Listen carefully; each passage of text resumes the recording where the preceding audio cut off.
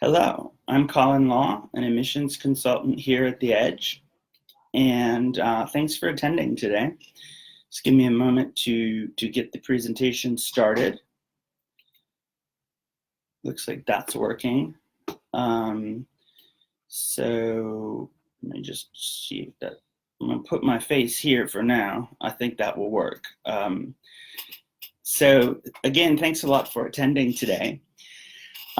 Here at The Edge, I'm at the Causeway Bay office. We also have an office in Mongkok, and I'm an admissions consultant here. So it's very nice to meet you.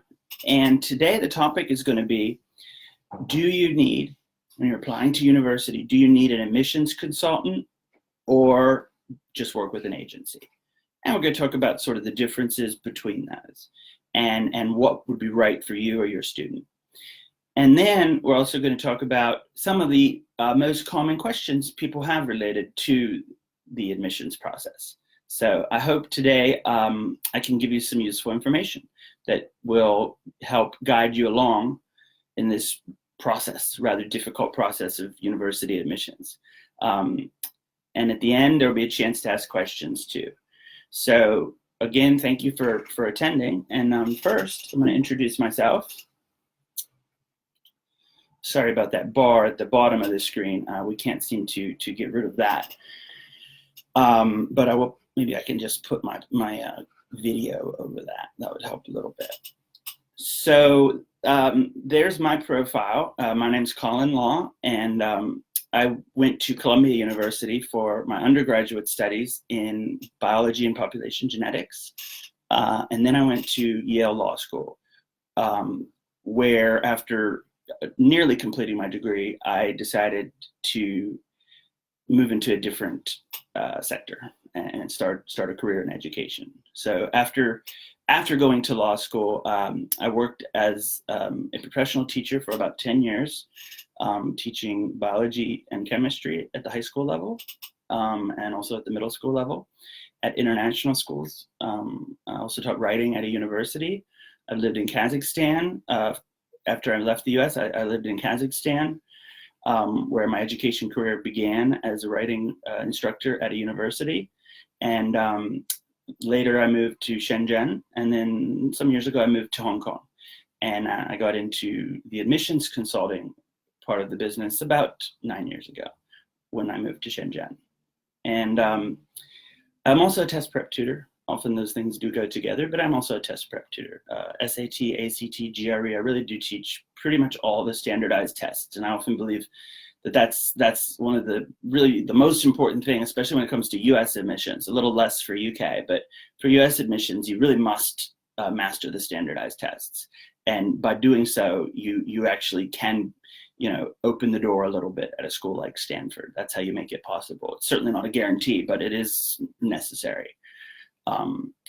So that's about me. And what we're going to do today, I'm going to talk about a few different points related to admissions consulting versus an agency. So let's get started with that. And the question, that first would be asked is, what's an admissions consultant? What does that do? What does that person do? I've had that question asked to me before a number of times, when I'm meeting with parents and students. What do you do? And then how is that different from an agency? So an admissions consultant, like me here at The Edge, that's a private one-on-one relationship with a private counselor. And that counselor is going to help you identify your strengths, identify your interests, your passions. That counselor is going to help you find great summer programs. That counselor is going to help you choose extracurriculars and build a profile that is going to be impressive, and it's going to help you stand out when you apply to college. So, as an admissions consultant, really my goal, the thing that's always on my mind is, what really excites this student? What motivates you? What are you passionate about? Because if we can identify that, I can really help them see the academic and career paths before them and the opportunities possible once we find what they're excited about. So, you know, we want to find what the student loves and what the student is best at, and then we want to help you present that in the best way possible. Now that's, you know, that's absolutely one-on-one the whole time. When I work with a student and I limit myself to just a small number every year, I do absolutely everything with these students. And, you know, whenever they start, some of them might start in ninth grade, year 10, or 10th grade, and some start in 11th grade when it's just 1 year till application season. But I'm going to do absolutely everything one-on-one with the students. And that means writing essays for every application. If you apply to the US, the Ivy League type schools, you're really going to have a lot of supplementary essays for every school, in addition to the Common Application Personal Statement, or the CAPS, as you'll see it called.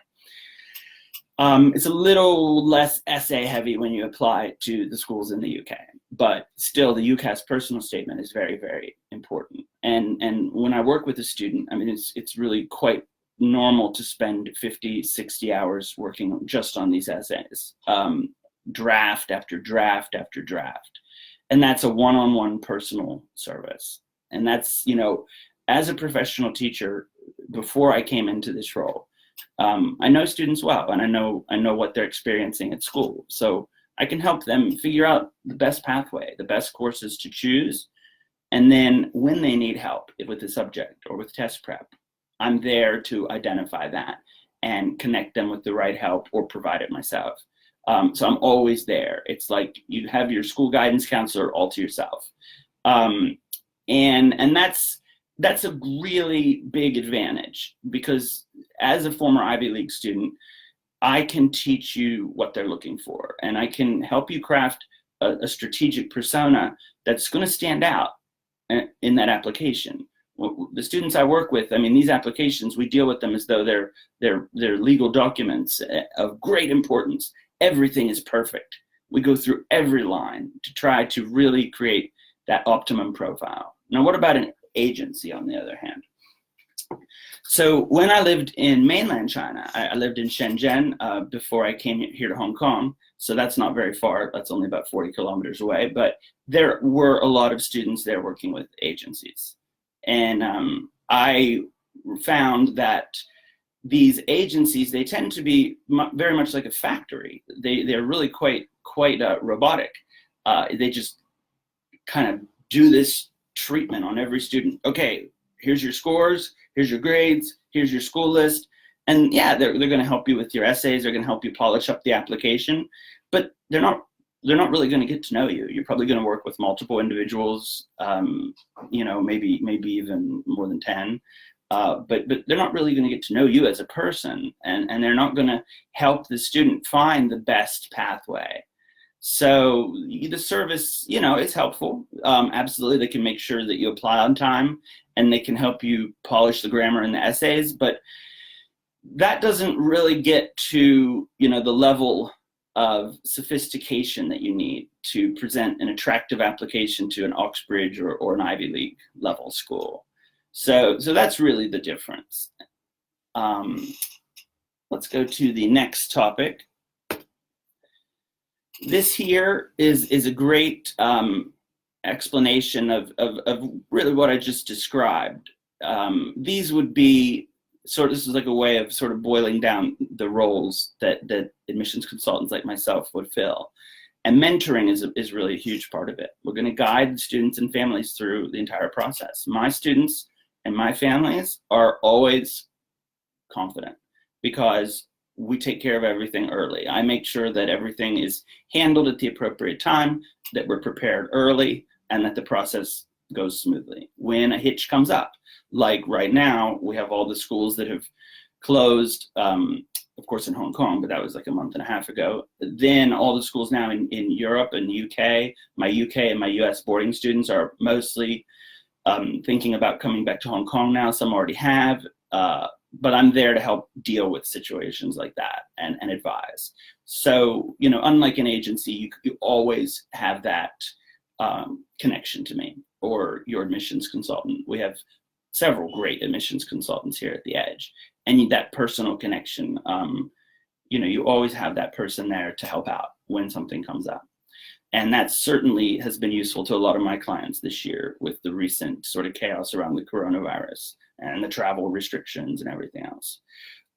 We follow, as professionals, we admissions consultants, we follow the trends every year. We visit the schools, we know some of the admissions officers, and we always are looking at the data.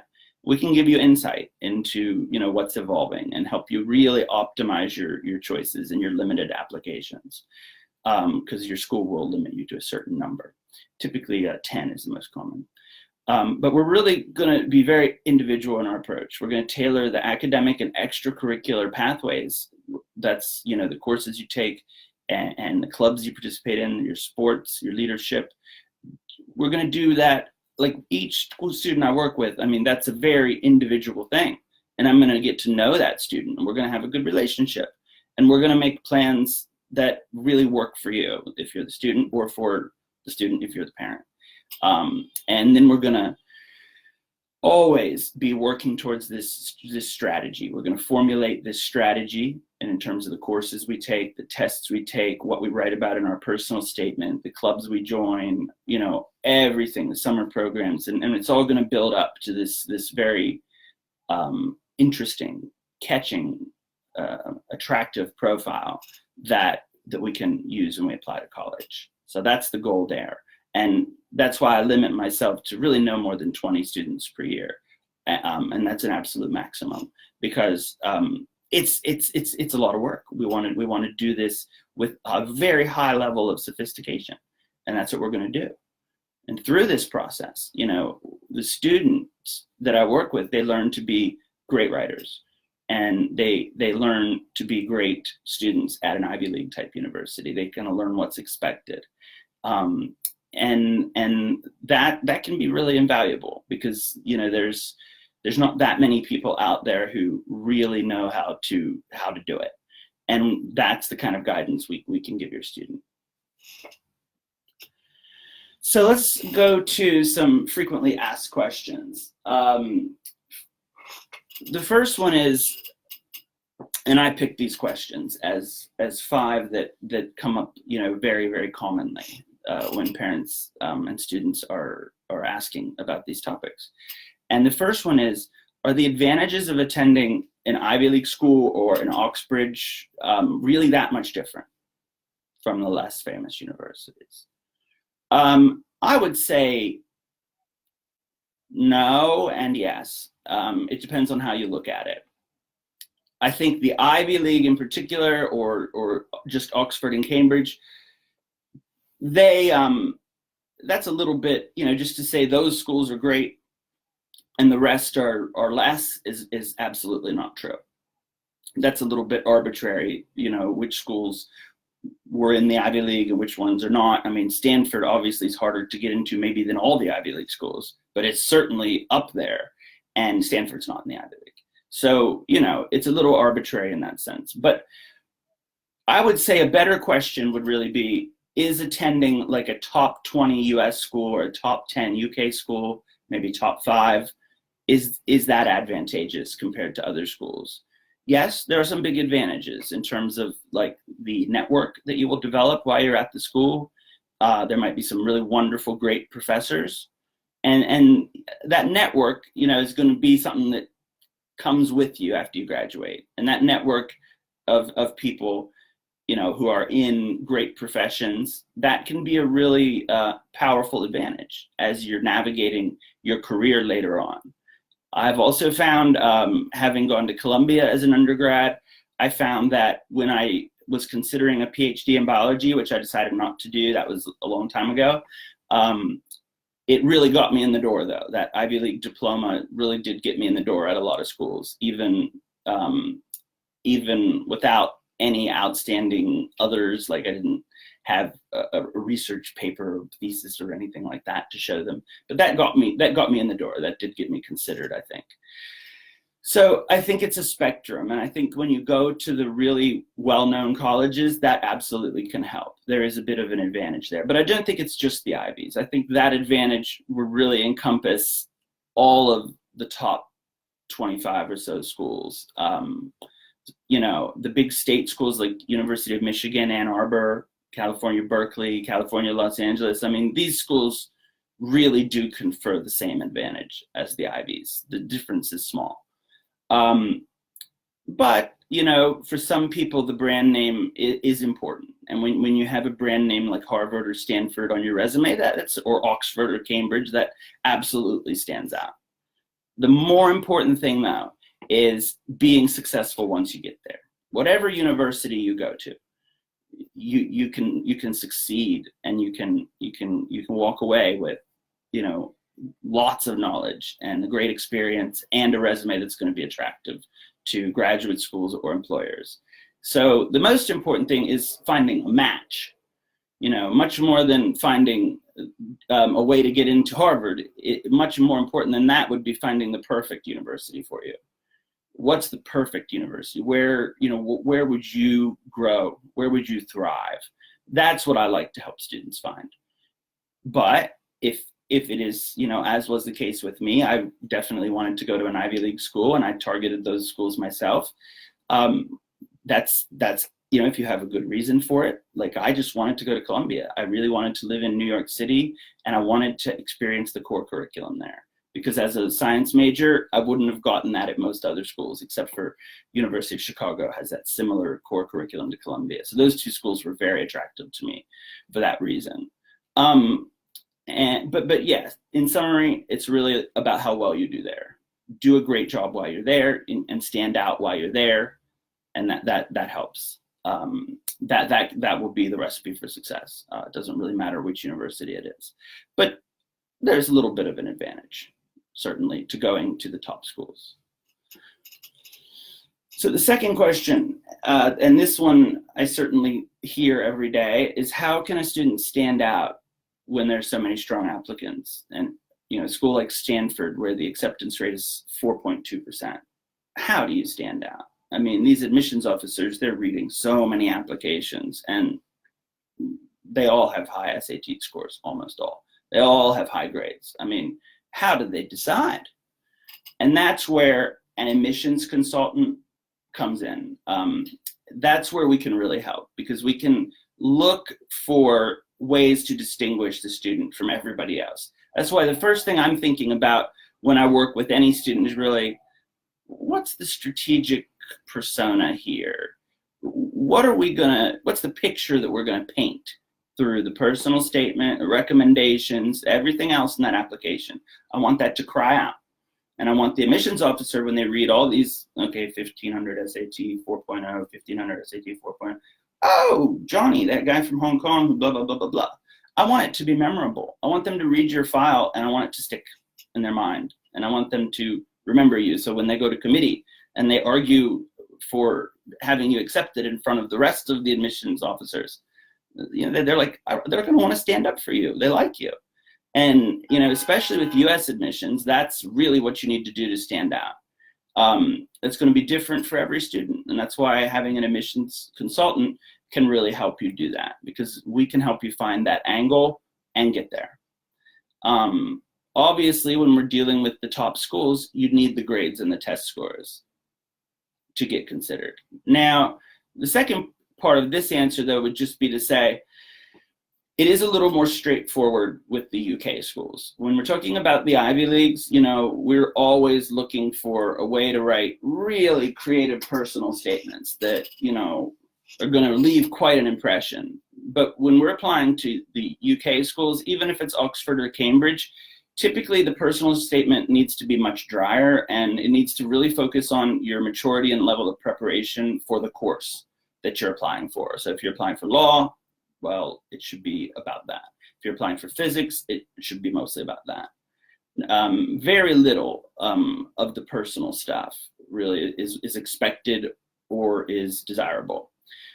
It is more straightforward. It's more the US schools where the number of applications at some of these schools like Stanford is so high that it's almost silly. I mean, at some point, like, you know, how do they make the decision? We have 5 times as many applicants with perfect SAT scores as we have spots in the class.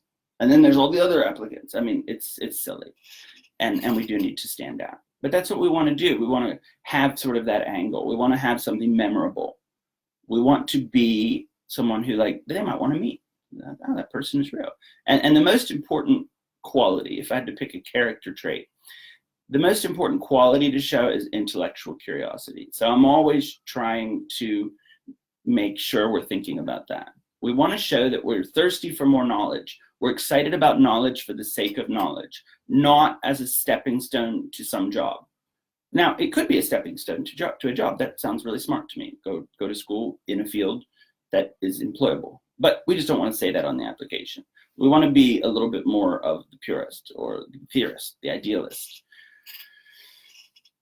Now, a little more specifically about what I just mentioned, how is the Common Application Personal Statement different from the UCAS essay? And it's really the place to stand out. If it's the US Common Application Personal Statement, there is a lot of freedom about what you can write. And there's nothing that's really completely off the table. We want to be creative, though, and we want to make you someone memorable to the admissions committee.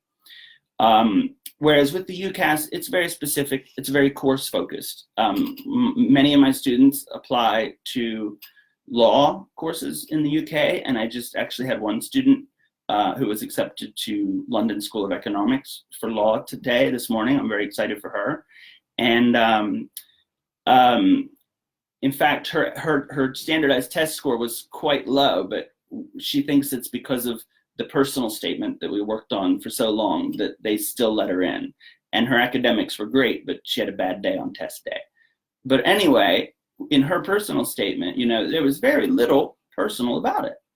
It was really about law and about how she got interested in it and about, where she wants to go in the study of law. So, she wanted to show this admissions committee that she knows what a course in law entails in the UK, and she knows what she's getting into career-wise.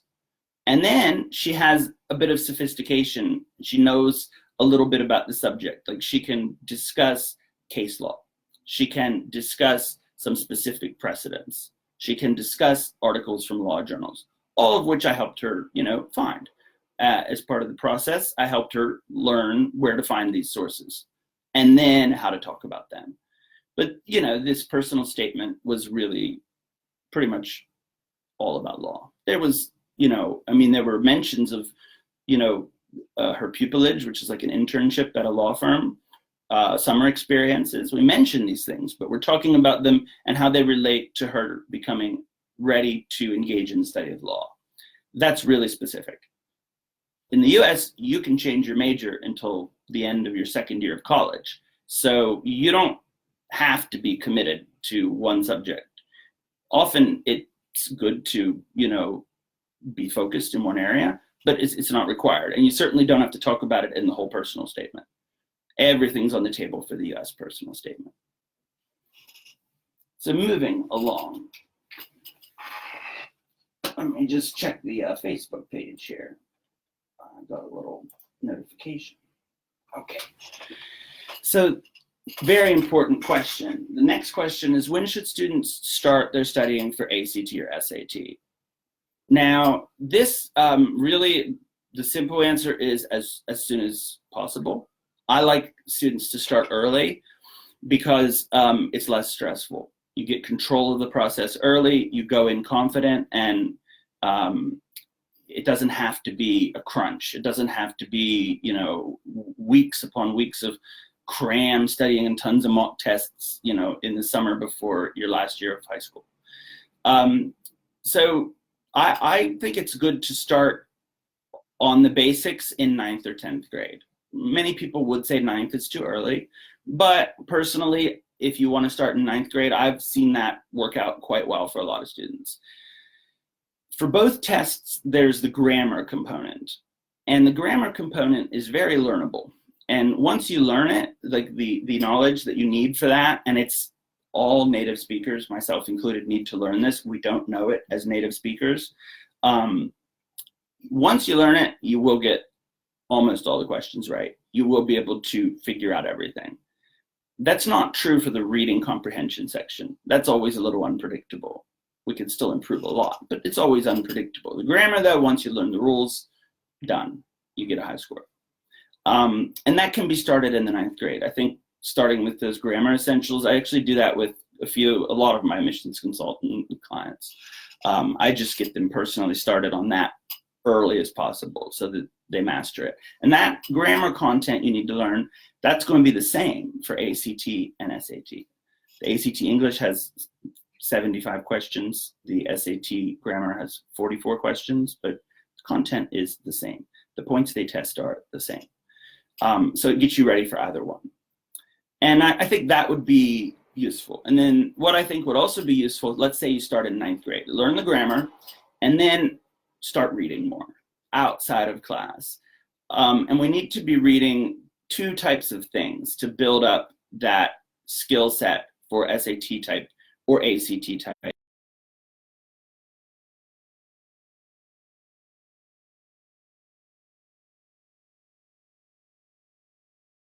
Make a habit of at least 10 minutes a day.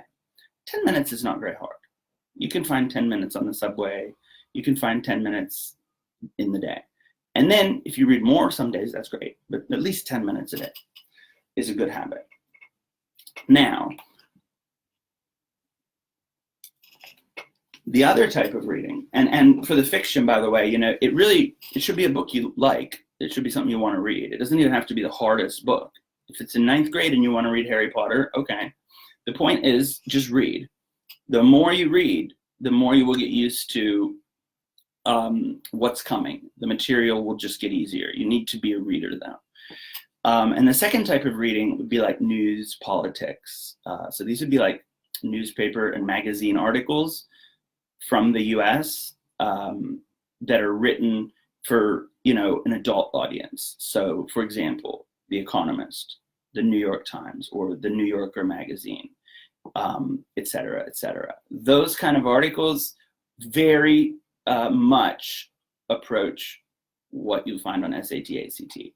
And if you're able to read those kind of articles, then you're going to be able to read the articles you find in the reading comprehension as well. But you can build that base of knowledge, that skill set right now by being a reader.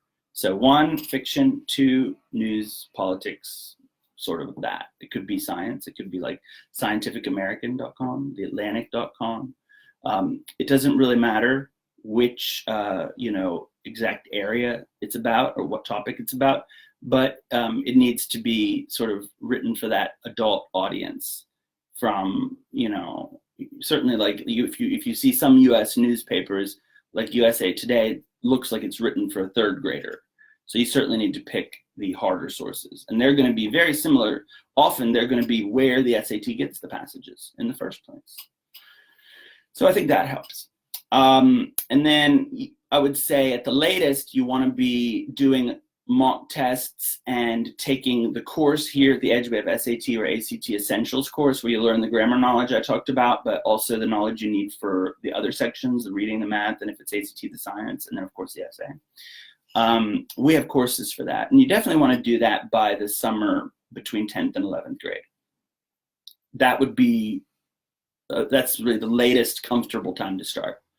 After that, it's going to start to feel stressful when you start. You're going to have to rush. So yeah, I do recommend getting started as early as possible, but become a good reader. That's the best thing you can do for yourself. And then let's look at question 5. So how much can a private AC admissions consultant like me improve your chances, your profile, your academics at the top universities? And the truth is a lot. Because we know how it works. Some of us worked as admissions officers before, interviewers.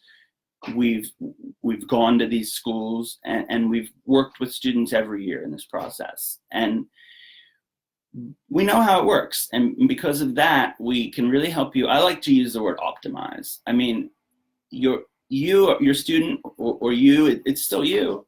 But we're just going to present you and market you in the best way possible. And we're going to help you do that. And if we do that, we can optimize your chances at the top schools. And I find that, yes, if you took, say, 5 random students let's say they all go to an international school in Hong Kong and they all have a 1590 on the SAT, almost perfect. And they all have, you know, very, very high grades. Most of them probably will not get into Stanford. But Stanford, you know, certainly will consider them. They definitely make it past the first cut with such great academics. And that's then when you need to stand out. That student's going to get great offers from great universities. But if it's Stanford they want, they need to stand out. And every little detail of that application needs to be perfect and memorable. We want to paint the picture of this person. And I know how these applications really look. You know, when you don't know the student, I can kind of imagine both sides, the admissions officer and also the student. And I'm pretty good at, as an intermediary, helping you present yourself. And by doing it the right way, you absolutely can improve your chances, because many, many students will have great academics, but will their application stand out? Now, remember, it is more straightforward, even for Oxford and Cambridge, if it's the UK, but absolutely the same question. You know, if you can stand out, just like my student who was accepted to London School of Economics for law today. I'm just excited about that because it just happened this morning, and I'm very, very happy to hear that. And it's only been a few hours, so I'm still excited. But you know, her LNAT score was quite low, even though on her mock test she practiced a lot and did well. This LNAT you have to take for UK law, you only can take it once, and sometimes, you know, people have test anxiety, or it just kind of goes poorly on test day.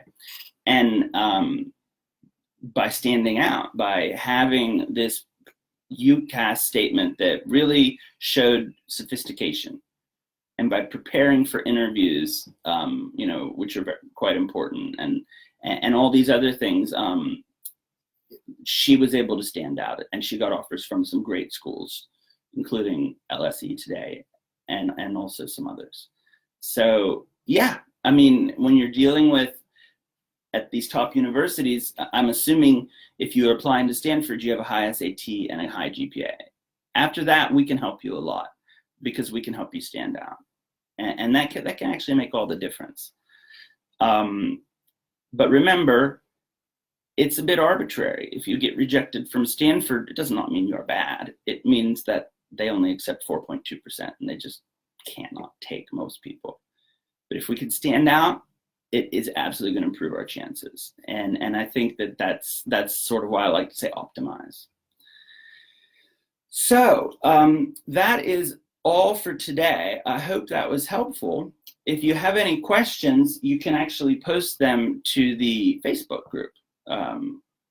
And I have that open over here. And if you post any questions now, I will try to answer them. Let me just open that up.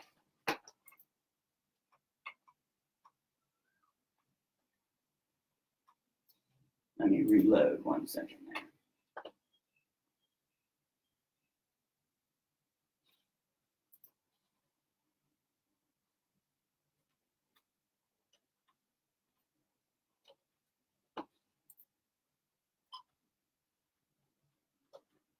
All right, it is working. When is the best time to start admissions consulting? Thank you for your question, Shelley. That's a good question. I would definitely say as early as possible. I mean, really, if you can start in 9th grade, that's excellent, because then we can plan everything and get things done, you know, efficiently. We can plan this strategic persona. We can explore the student's interests, and we can choose the right summer programs and apply to those together. I mean, if I start working with a student in 9th grade, I can give guidance for over 3 years. It'll be at least 3 years until applications are done and results are out. And that is excellent. So we want to start as early as possible, but truthfully, a lot of people don't start until 11th grade because they come just a little later, you know, and that's fine too. We can absolutely get a running start too. But if you have control over it, earlier is better. Core, thank you for your question. Admissions consultant, really, like, yes, it can be for any subject. It is true that certain admissions consultants specialize in certain students. I will work with students from a wide variety of subjects, and I work with both US and UK universities. I also do Canada and Hong Kong, and if they want Australia or really any other Commonwealth country, it's fine, Hong Kong, any of them. And then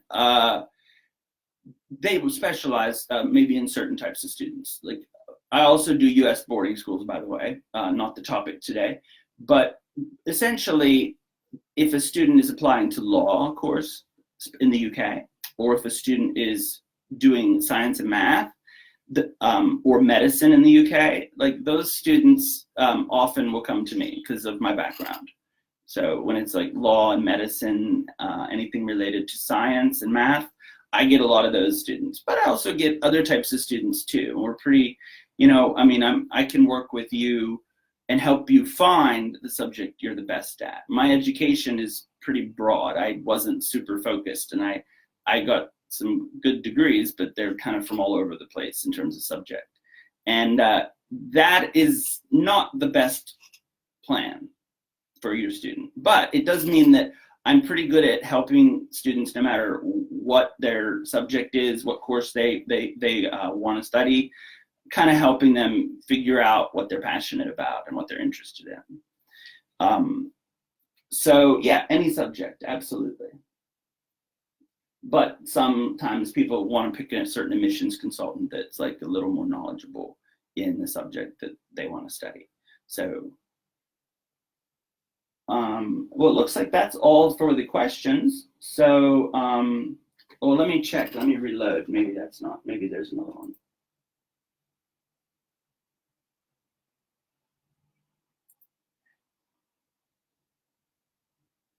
One second. I'm seeing if there's one more. And then what I'll encourage you to do is we have an offer that's just always available. Come on down to the Edge. Give us a call, and you can have a free 30-minute consultation. So it's a free meeting with me or another admissions consultant, and we can get to know each other, and I can give you some useful information and answer your questions during that time. Whether you decide to work with us or not, we're happy to have you come in for that first meeting. And even if you don't work with us, I'm sure that you will get some useful information and some guidance. So if you're interested in that, and I'd highly encourage you to come on down for that, or because of the coronavirus, we can do that online right now as well, give us a call and we'll schedule that for you. So again, I just want to thank you so much for attending today. I hope it was useful. And since it looks like there's no more questions, I'm going to stop now, and I hope everybody has a great day. Bye-bye.